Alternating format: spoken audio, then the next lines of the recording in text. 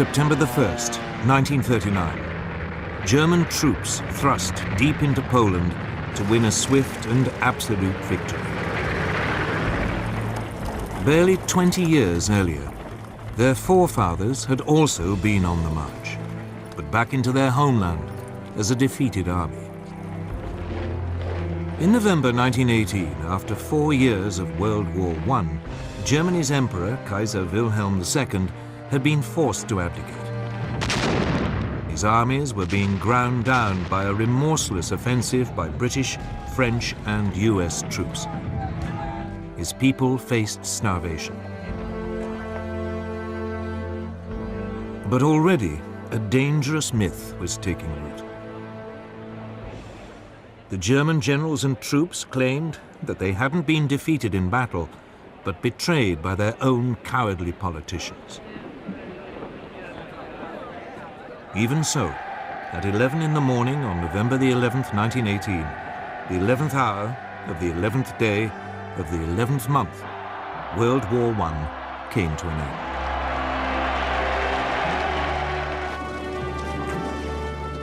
The following month, President Woodrow Wilson of the United States arrived in Europe, promising to create a new world order. He persuaded the world's leaders to sign up to a new League of Nations. At the Treaty of Versailles, they agreed that from now on, disputes between countries would be resolved not by fighting, but by debate in the League. The peoples of Europe were set free. Germany's ally, the Austro-Hungarian Empire, was dismembered. Out of it, new nations were created: Austria, Poland, Hungary, Czechoslovakia, Yugoslavia, Latvia, Lithuania, and Estonia. Germany itself was greatly reduced in size. But this process contained a time bomb. Not everyone celebrated the birth of countries like Czechoslovakia. Several of them contained substantial German minorities. One day, the desire to reunite the German peoples would come to haunt Europe. The war-torn German people also had one final indignity inflicted on them. They were forced to pay a massive £6.6 billion in reparations to France and Britain, something they could ill afford. And when he returned to America, Wilson's new world order immediately fell apart. The US Congress decided it could not risk being sucked into another war in Europe. It refused to join his league, and the US withdrew into isolationism. Germany was now a very different nation. It was still Europe's biggest country, but its militaristic monarchy had gone. It had become a democracy. But its government, the so-called Weimar Republic, was soon struck by a series of hammer blows. Street battles erupted between extreme right-wing nationalists and communists trying to start a revolution. Then, in 1923, the country was devastated by hyperinflation, which reached hundreds of % a month. Ordinary people's savings were wiped out. This was fertile ground for a new breed of rabble-rousing right-wing politicians. Among them, Adolf Hitler. Hitler had been born in Austria. He had fought bravely as a soldier in World War I and been awarded the Iron Cross. On returning to Germany, he settled in Munich, and his fiery oratory soon enabled him to seize control of the small National Socialist or Nazi Party.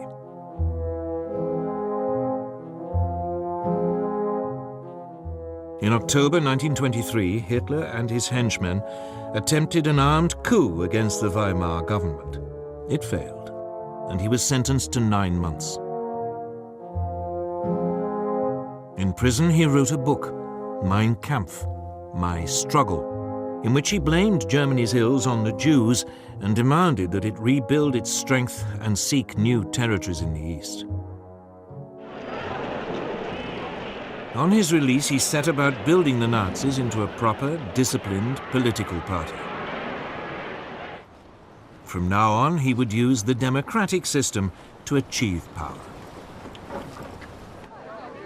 But for the next 5 years, Weimar Germany prospered. Support for extremist parties, left and right, dwindled. Then suddenly, Hitler's opportunity arrived.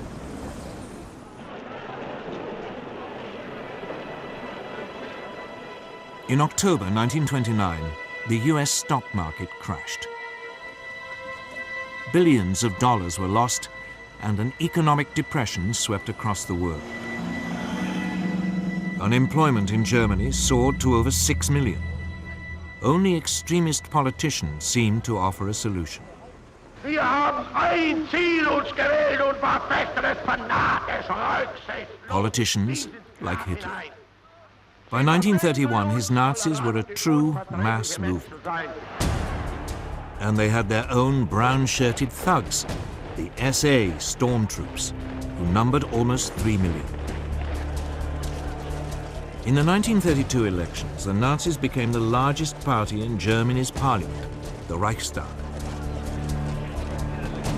But Hitler refused to join a coalition, leaving parliament paralyzed.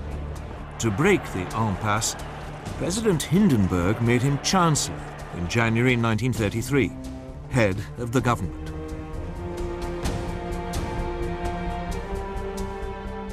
Within a month, the Reichstag burned down. Hitler accused the communists and demanded emergency powers. He then used them to ban all other political parties. In August 1934, President Hindenburg died. Hitler declared himself president. He was now absolute leader, the Führer of Germany.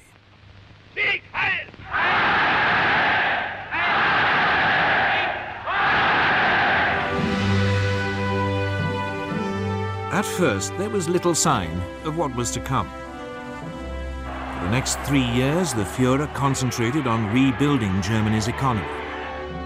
He spent millions on public works, including the 5,000-mile Autobahn system, to soak up the unemployed. But in secret, Hitler was also spending lavishly on a huge rearmament program. Under the Versailles Treaty, the German army had been limited to 100,000 men. The country was forbidden to have an air force, tanks, or submarines. This small army was trebled in size. Then, in 1935, Hitler came out into the open.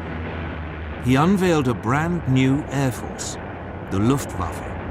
It had 2,500 planes, far more than Britain or France.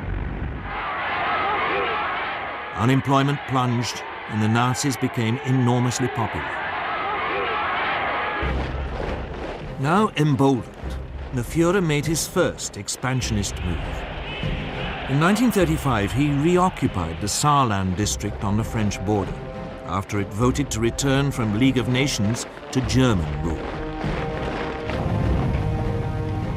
A year later, he sent German troops into the Rhineland, part of Germany which had been demilitarized at Versailles. At the time, many felt that Hitler was only claiming back what was rightfully Germany's. Neither Britain nor France objected.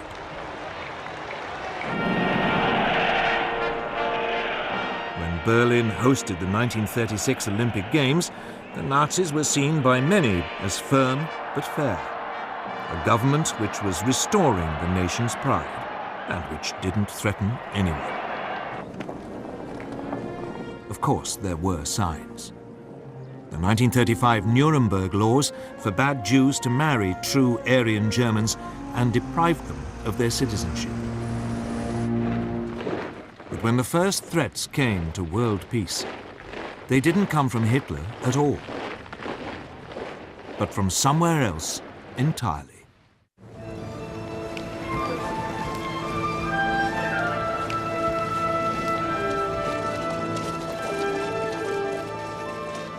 Japan, at the start of the 20th century, was already a military power. It had defeated Russia in a war in 1905, and it had fought alongside the Allies in World War I. After the war, Japan was an acknowledged world power, and it signed up to the League of Nations. But politically, it was a mess of contradictions. Nominally a democracy, the feudal tradition was still strong. Most Japanese revered their emperor as a living god and regarded him as their true leader. And the country faced major economic problems. Its population was exploding. And it had no natural resources to fuel its rapidly expanding industries. Its leaders needed solutions, and they saw them in Chinese Manchuria. Manchuria was a land of rich grain fields, with plenty of coal and minerals. It was a perfect target. Japanese troops were already stationed there. Other possible targets were the colonies ruled by the European powers: Burma, Malaya, and Hong Kong, controlled by Britain, Indochina, ruled by France, and the Dutch East Indies. But at this stage, Japan had to be cautious. They didn't want to rouse the other great power in the Pacific, the United States. For all its anti-imperialist slogans, the US actually ran an unofficial empire in the Pacific. The Philippines, Guam, and several islands were under its direct rule. It undoubtedly had the strength to take on Japan, but since the end of World War I, it had had other distractions.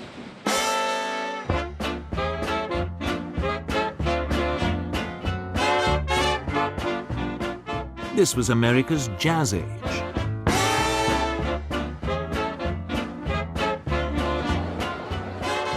Throughout the 1920s, the nation concentrated on exploiting its vast resources. There was an economic boom that seemed without end. Fortunes were made both in industry and the stock markets. America seemed lost to the increasing pursuit of pleasure. With distractions like these, Japan's growing pains in the Pacific seemed very far away. America had slashed its army after World War I and agreed a naval reduction treaty with Britain, France, and Japan. This, in effect, handed naval superiority in the Pacific to the Japanese. And then came the Great Depression.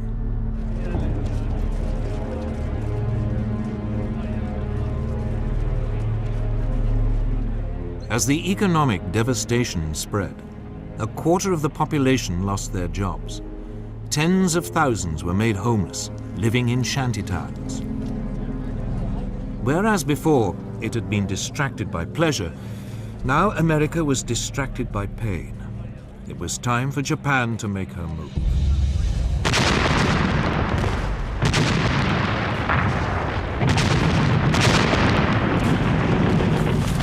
In 1931, without even informing their own elected government, the Japanese forces in Manchuria seized the capital Mukden and then overran the rest of the territory. A puppet state, Manchukuo, was proclaimed under a puppet ruler. Henry Puyi, the last emperor of China, who had been deposed in 1911, was dragged out of retirement.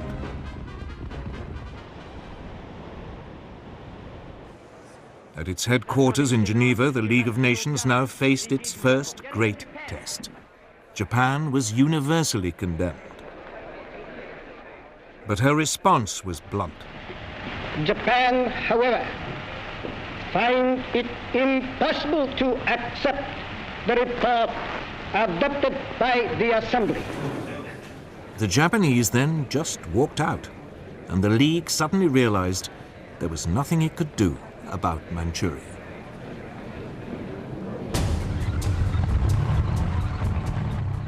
Japan was declared an international pariah, but it didn't care. Its leaders had turned their eyes to further conquests in China. These were easy pickings. China was in a state of chaos. The government of Generalissimo Chiang Kai-shek was locked in conflict with the Chinese Communist Party under Mao Zedong. There was civil war.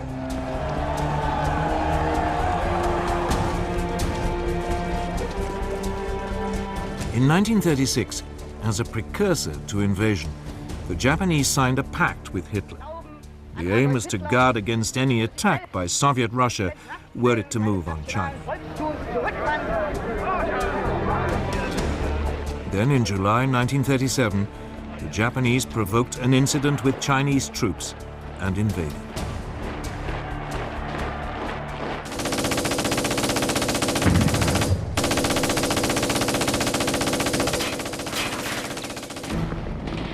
At first, the Chinese were taken by surprise. But they soon fought back fiercely, the communists even joining the Kuomintang in a united front. The Japanese responded with amphibious landings. And by the end of 1937, they had overrun much of northern China and the coast.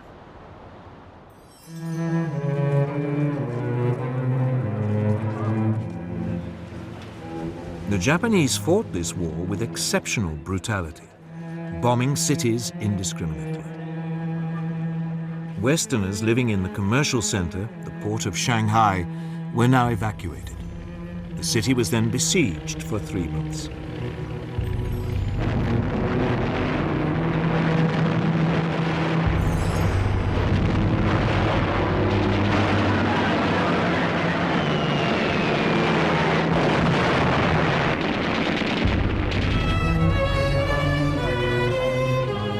It suffered widespread damage, the Japanese forces showing no pity or concern for the native population.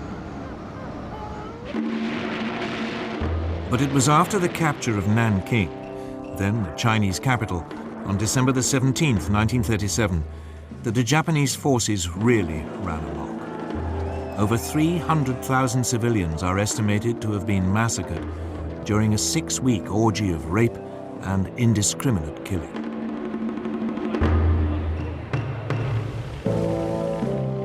The Japanese even attacked British and US warships which had been sent to protect their shipping and trade. The worst incident came on December the 12th, 1937. The American gunboat Panay was sunk by Japanese bombers. 50 crewmen died. Despite this, the Western powers refused to intervene. So the League of Nations could do nothing. In the United States, President Roosevelt wanted to impose a naval blockade of Japan. It has become clear that acts and policies of nations in other parts of the world have far-reaching effects on us. But the British would have none of it, fearing that it might provoke a war. So all Roosevelt could offer was a $25 million loan to Chiang Kai-shek to buy arms. Even though the communists were now fighting alongside the Kuomintang, the Soviet Union did little to help either. Its only involvement was a series of clashes along its own border with Manchuria. But China itself received nothing. Instead, it had to fight on alone. During 1938, the Japanese overran Canton and pushed the Chinese forces deeper into the west of the country. All the rhetoric of the League of Nations, all those promises to stop international aggression had come to nothing. And by now, the Western powers were facing aggression much closer to home. Deve cristallizzare una posizione di potente ingiustizia. Sangue, principi che sorgono e che nascono, e i principi che declinano, la vittoria è per noi, per I primi. Today, It is easy to laugh at Benito Mussolini, the fascist dictator of Italy. All that posturing seems faintly ridiculous now, but it didn't seem that way in 1922. Back then, Italy had seemed to be on the edge of anarchy. The country was riven by strikes and land seizures. The democratic government, just as in Germany, seemed powerless in the face of such unrest. So Benito Mussolini, a war veteran and a journalist, decided to take a stand. He organized a right-wing nationalist party, the Fascists. With the country paralyzed by a general strike in August 1922, Mussolini ordered his followers to march on Rome. Fearing a civil war, Italy's king, Victor Emmanuel, asked him to form a government. Si realizzassero le premesse necessarie e sufficienti per una collaborazione delle quattro grandi potenze occidentali, Mussolini swiftly stamped out any political opposition and assumed dictatorial powers. deve cristallizzare una posizione di potente ingiustizia. By 1928, his position seemed secure. Parliament was appointed rather than elected, and all power was firmly in the hands of the fascist Grand Council.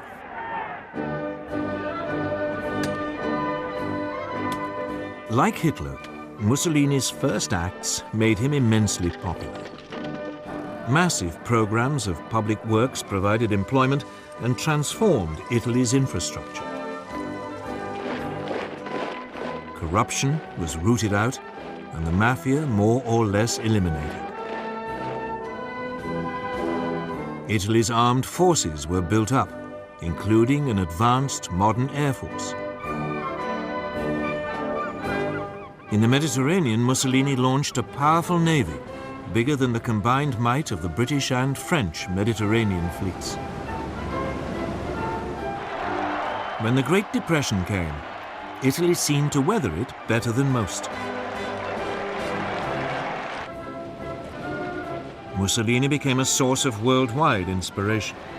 Political leaders, not least Adolf Hitler in Germany, saw the fascist system as a role model, strong and purposeful, in contrast to the weakness of the democracies in Britain and France. But Mussolini wanted more than adulation. He wanted to recreate the Roman Empire, and he already had a target in mind for his first imperial land grab.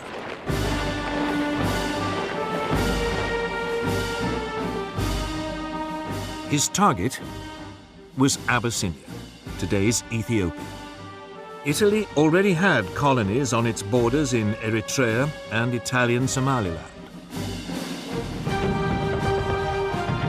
In December 1934, Italian forces provoked a clash with Abyssinian troops at an oasis in the Ogaden region, well inside Abyssinian territory. Mussolini then sent reinforcements to Eritrea and Italian Somaliland, demanding that Abyssinia pay reparations. The Emperor of Abyssinia, Haile Selassie, appealed in person to the League of Nations. He called on it to live up to its ideals. Here was a small nation under threat from another member of the League. This was the supreme test. But the League did nothing. Britain's Foreign Minister, Anthony Eden, at least tried to broker a peace deal, but Mussolini would have none of it. In early October 1935, the Italian army invaded from Eritrea and Italian Somaliland. The primitive Abyssinian forces stood little chance against a modern army equipped with artillery and tanks.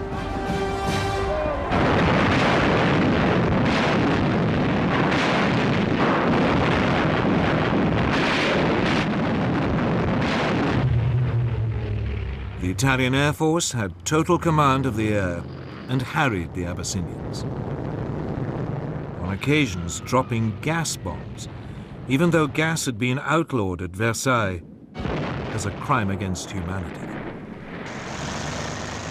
After 6 months, Abyssinia was completely overrun.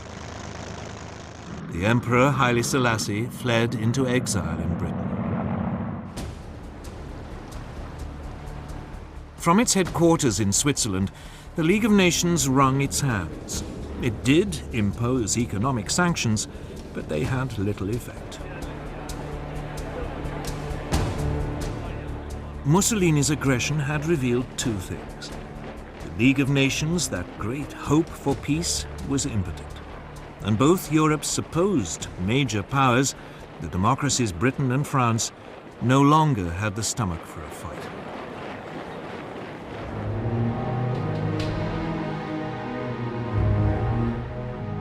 Both Britain and France had been shattered by World War I, and their economies had never really recovered. Both had witnessed waves of strikes and unrest. Both had suffered mass unemployment, even before the Great Depression.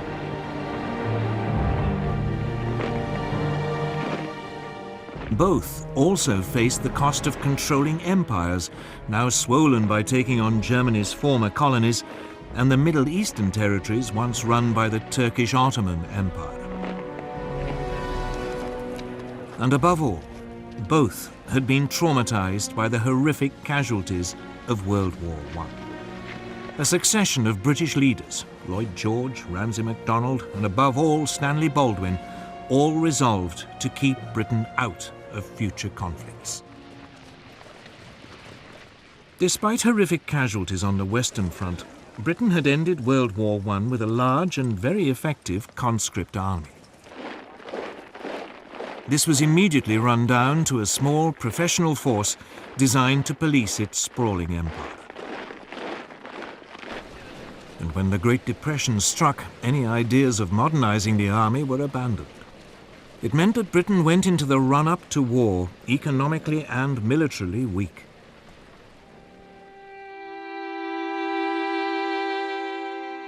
French losses during World War I had been even worse than the British. Ever mistrustful of the Germans, a large conscript army was maintained. But throughout the 1920s, France's birth rate had declined. It became clear that there would be a manpower shortage by the mid to late 1930s. France realized it could never compete with Germany on the size of its army alone.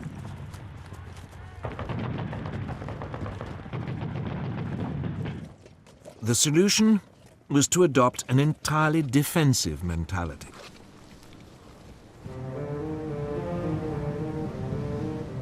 The Maginot Line, a series of fortifications, was begun in 1930 along the frontier with Germany and ran as far as the Belgian border. There, it theoretically linked up with fortifications planned by the Belgians. This new French military approach meant that France was only capable of waging a defensive war. It just did not have the ability to launch an attack on Italy, even if the British had had the troops to help. And of course, both countries knew that their navies in the Mediterranean were outnumbered by Mussolini's new fleet.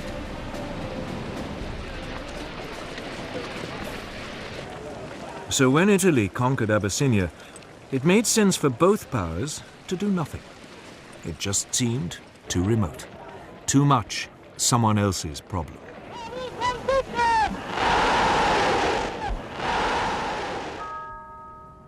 By now, they both had to deal with all the traumas of the Great Depression.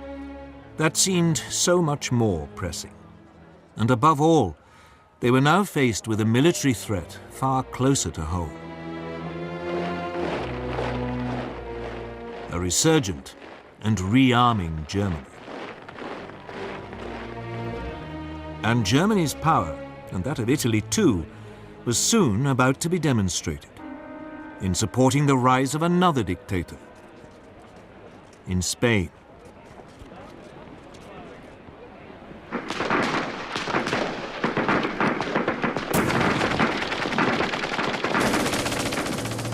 In 1936, civil war erupted in Spain.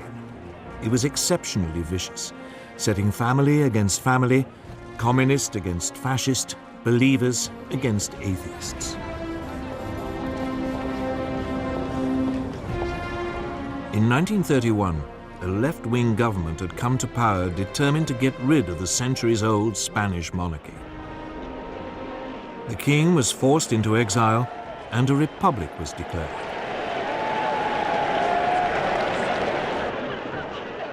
In February 1936, the parties of the left combined in a popular front to take on the forces of the right in a general election. The Popular Front won narrowly. Even though its reform program was modest, a wave of strikes and land seizures led the right to fear that a communist takeover was inevitable.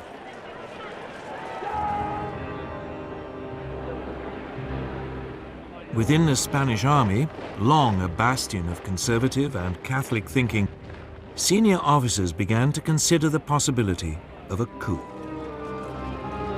Among them was General Francisco Franco, a former chief of staff who had been effectively exiled to command Spain's forces in the Canary Islands.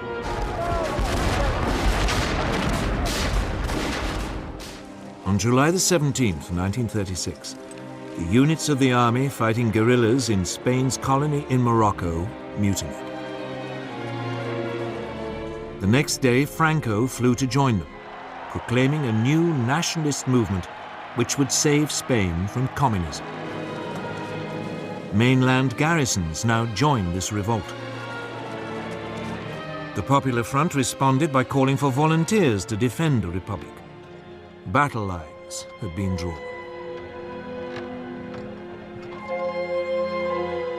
At first, Franco faced problems. He and his army were in North Africa, and he had to get across the Straits of Gibraltar back to Spain. So he turned to the one person he thought might help: Adolf Hitler.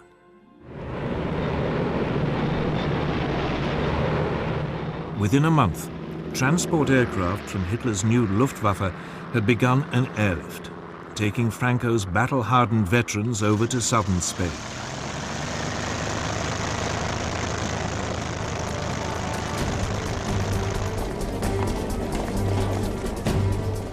At this stage, the Republic still seemed to have the advantage.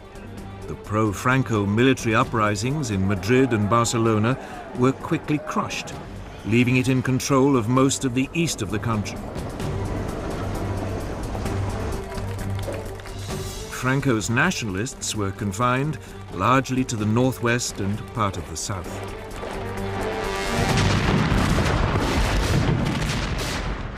But the nationalist situation was transformed when Hitler and Mussolini started to pour in troops and weapons.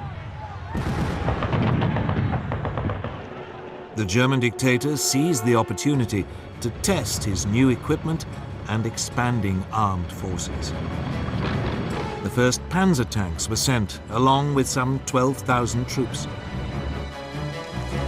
And the Luftwaffe deployed its Condor Legion, with its ultra-modern new bombers and fighters.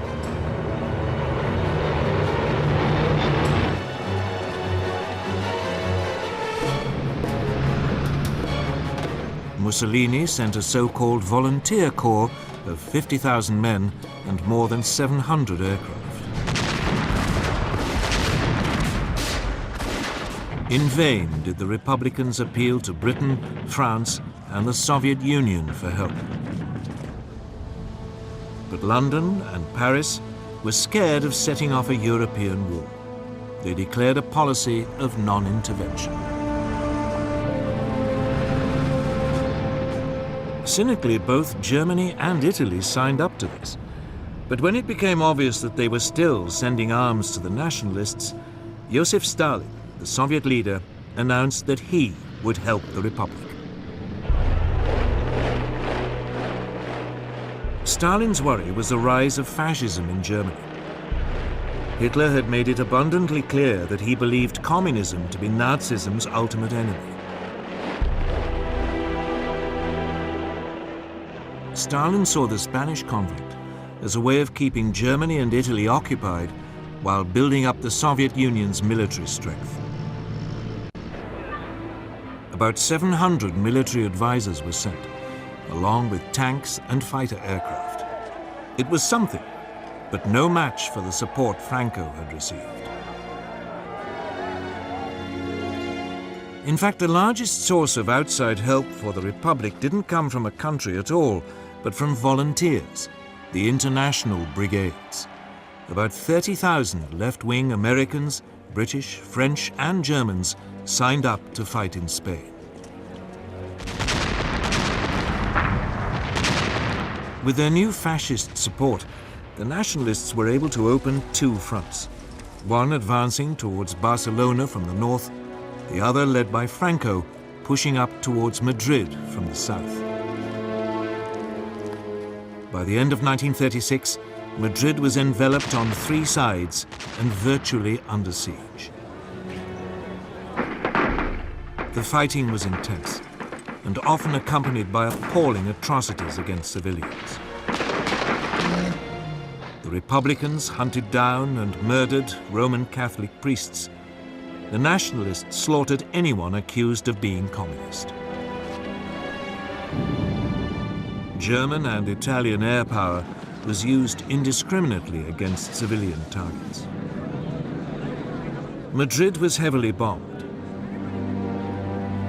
But the worst incident came in April 1937, when the Basque town of Guernica was virtually obliterated, with 6,000 civilian deaths. The area controlled by the Republic was steadily ground down. Its forces fought with great gallantry, but undertrained and under-equipped amateurs were no match for the professional soldiers led by Franco, or for the combined modern weaponry of Italy and Germany. As the war dragged on, the fighting around Madrid became a symbol of the left's determination not to be crushed by a fascist dictatorship. But behind the scenes, the Republican alliance was falling apart. The communists and socialists wanted to concentrate on winning a military victory. But the more idealistic anarchists and syndicalists saw the war as an opportunity for a mass revolution by the workers. These disagreements burst out into the open in May 1937. Fighting broke out in Barcelona between the anarchists and communists. It was a fatal weakening of the Republican cause. By the end of 1938, the nationalists had penned their enemy into a small enclave around Barcelona, and another stretching eastward from Madrid to the coast.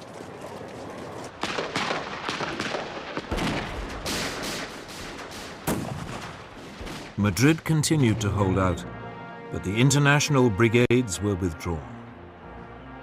More and more nations began to recognize Franco's government as his forces closed in for the final assault on Madrid.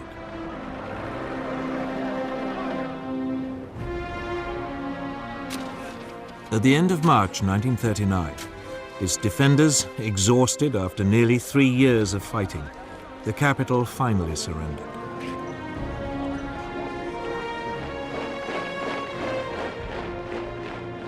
A month later, Franco formally declared hostilities at an end.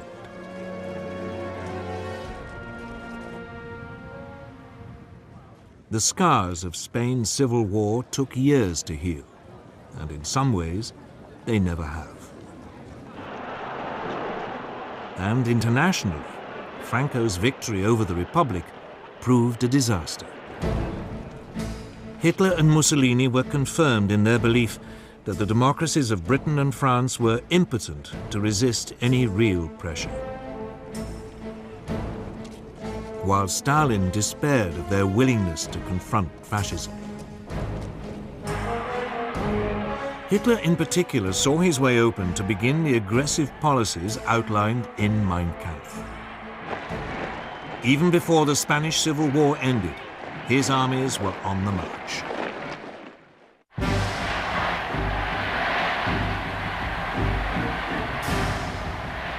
From the moment he became Chancellor of Germany on January the 30th, 1933, Hitler had begun to put his long-term ambitions into action.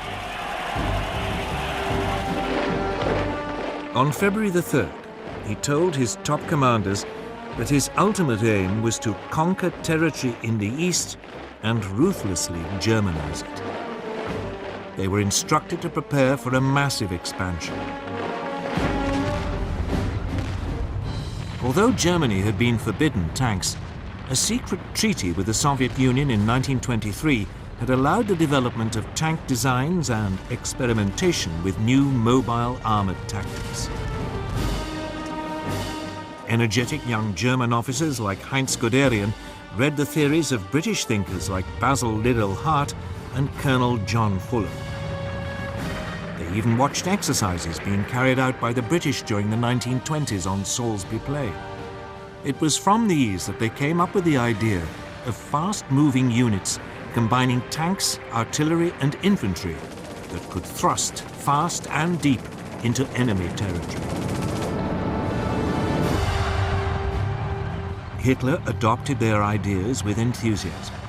The new army was to have 3 panzer divisions.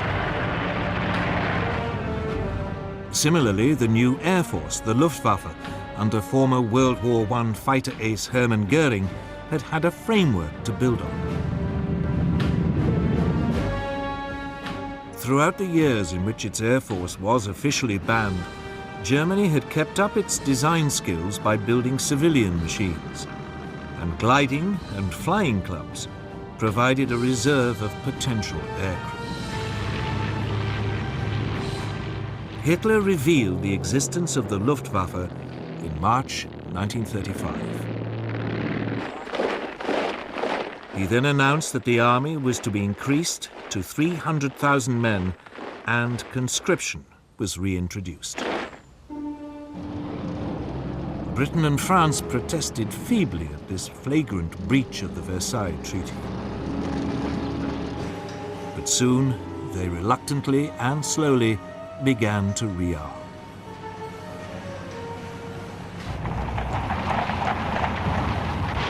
Until this point, Hitler had been modest in his goals. He had only taken back what was his, the Rhineland and Saarland. But now he had a grander target in mind, his homeland, Austria. In 1934, Austrian Nazis had attempted to seize power and unify the country with Germany. The Austrians, after all, spoke German, even if they had never been part of a German state. In February 1938, another Nazi plot was discovered. Austrian Chancellor Kurt von Schuschnigg protested to Hitler. Hitler responded by demanding that Austria stop mistreating the Austrian Nazis and unite with Germany. Die Jugend ist uns verschrieben und verfallen mit Naivität. Schuschnigg promptly called a referendum so that the Austrians could vote on whether to remain independent. But on March the 12th, 1938, the eve of the referendum, Hitler, fearing that it might produce the wrong result, sent in his troops.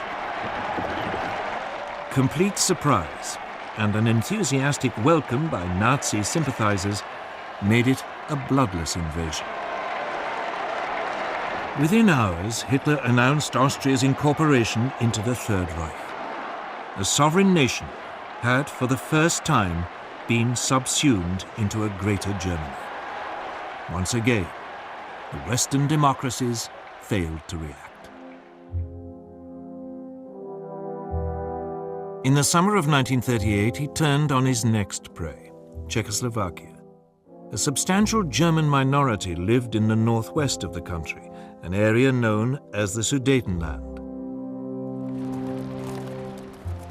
These Sudeten Germans had been part of the old Austrian Empire, but had been cut off when Czechoslovakia was created in 1919. This was the time bomb that had started ticking at the signing of the Treaty of Versailles.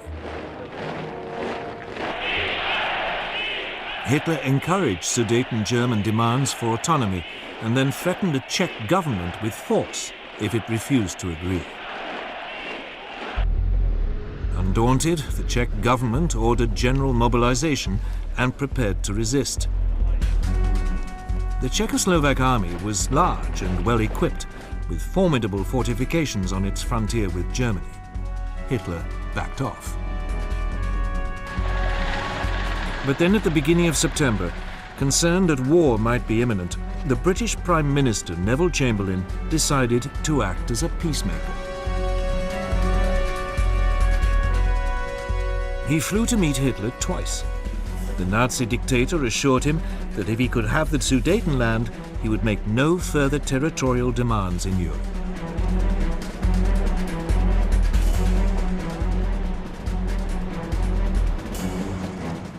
In Munich, on September the 29th, 1938, with Mussolini acting as mediator, France and Britain signed an agreement giving the Sudetenland to Germany in return for a formal declaration by Hitler that he had no more territorial ambitions. Chamberlain flew back to Britain waving the piece of paper, which he claimed guarantees peace in our time. And so, on October the 1st, German troops occupied the Sudetenland and seized the Czech frontier fortifications. Hitler now began sizing up his next target, Poland.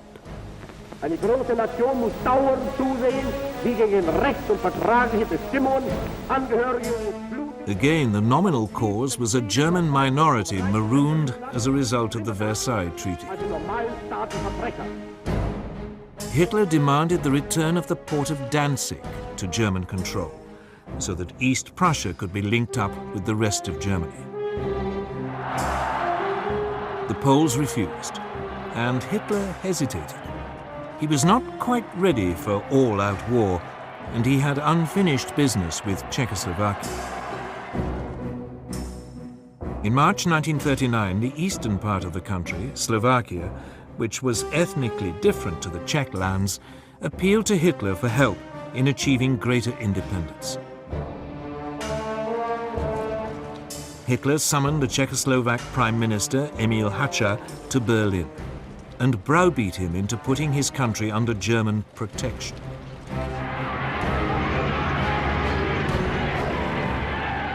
German troops now marched into the rest of Czechoslovakia, unopposed. Most of the country was annexed into the Reich. Slovakia was declared a protectorate. For the first time, Hitler had seized non-German-speaking territory. But again, there was only a feeble protest from Britain and France. At the end of March, he again repeated his demand that Poland give up Danzig. This time, France and Britain declared unequivocally that they would declare war if he attacked Poland. But by now, Hitler cared little whether they did or not. He was sure that they would be weak and indecisive opponents. In Russia, Stalin had also become increasingly concerned by Hitler's aggression. In April, Stalin proposed an alliance with Britain and France. But negotiations made little progress. And finally, Stalin despaired, deciding that there was another solution to the German threat. On August the 23rd, the Soviet Union and the Third Reich, who everyone had believed were sworn enemies, announced a non-aggression pact. The agreement secretly specified that Poland would be split between the two countries, and Stalin would have a free hand to take over Estonia, Latvia, and Lithuania. Now free from any Russian threat, Hitler ordered his armed forces to prepare for an immediate invasion. On the evening of August the 31st, the German Wehrmacht prepared for the assault. Its Führer had made the decision which would plunge the world into war.